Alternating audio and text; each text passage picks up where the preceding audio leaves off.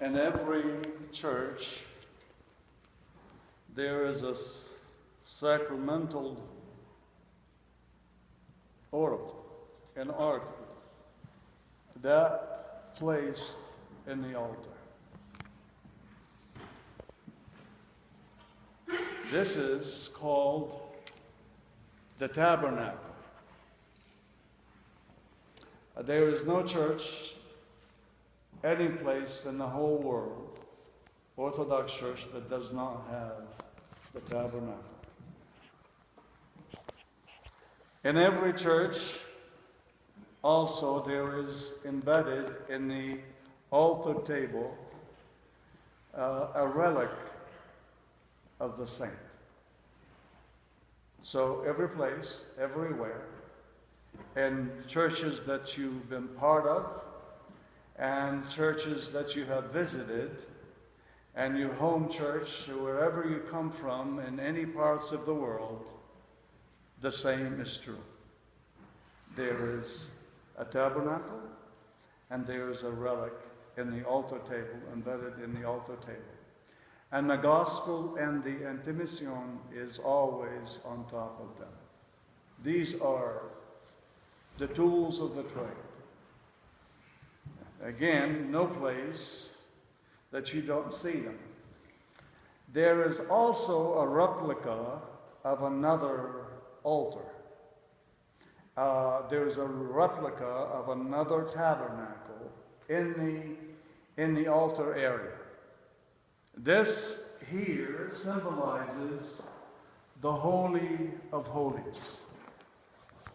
And this is the place where in the Old Testament no one entered in except the high priest and the clergy. But the inside the altar itself, there was a Holy of Holies that was set aside to only one person to enter in, and only once a year. And that is the Holy of Holies. The high priest, who is designated to be the high priest for that year, the archpriest, whatever, he would be permitted to go there. Now again, I said there is 2 tabernacles in every church. Now I'm going to elevate your curiosity, and I want to ask you, where is the other tabernacle?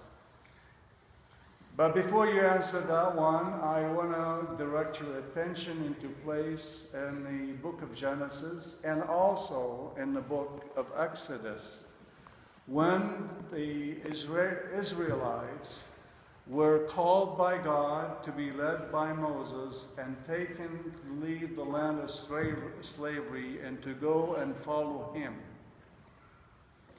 He intended them to go to a place of safety and security, and a place where they can be his people and live as his people. A journey was supposed to take about 11 days from their slavery into their freedom, into the promised land. But a journey that did not take them 11 days ended up taking them how long? 40 years. You know, when you are disobedient to God, a short trip can become the longest trip in your life. But when you obey God, things go well.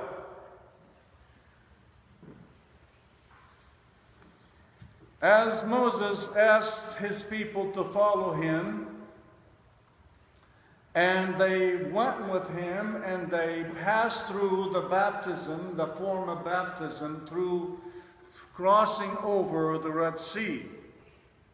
And they were baptized with the mist and the cloud and fire, and they were saved from the Pharaoh and his people.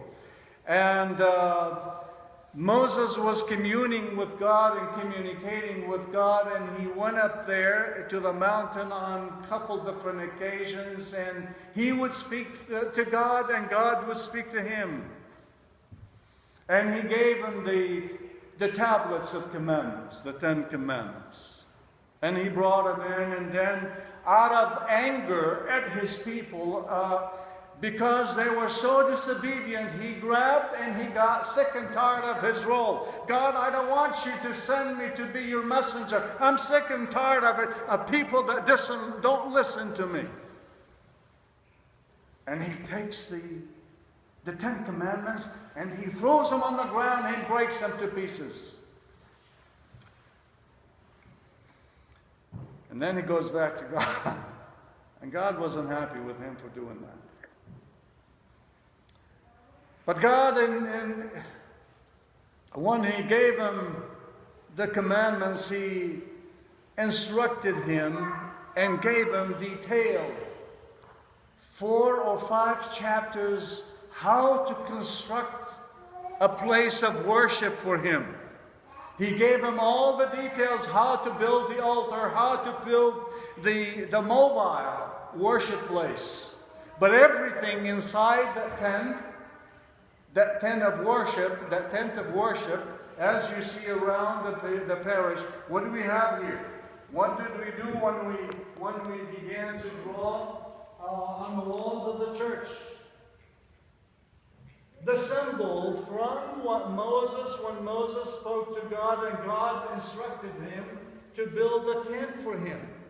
And this is the tent for the Lord that you see around our nave in our temple, to signify and to honor that role and that dialogue and that commandment that God asked Moses to build for him.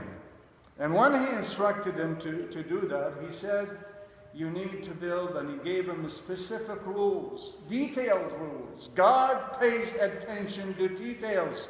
So it's not whatever we feel like it. There is always a significant and detailed blueprint like the one that we painstakingly worked with the architect and taken it to the city hall over and over again over a period of a year to get it finally finalized and approved. These are the plans, the blueprints that God has given to Moses. And he said to him, build an ark. A golden ark. And in the ark, you put, the people put in there a manna. God's divine manna, the food that he fed his people in the wilderness. If you remember, in the Old Testament it tells us that God sent his people food when they were in the desert and there was no food. And he provided for them. He said, but believe and trust in me. You know what that means? Believe and trust in me. Because if you don't, things will not go right. He said, I will send you from heaven your sustenance. And he did. And it was a manna.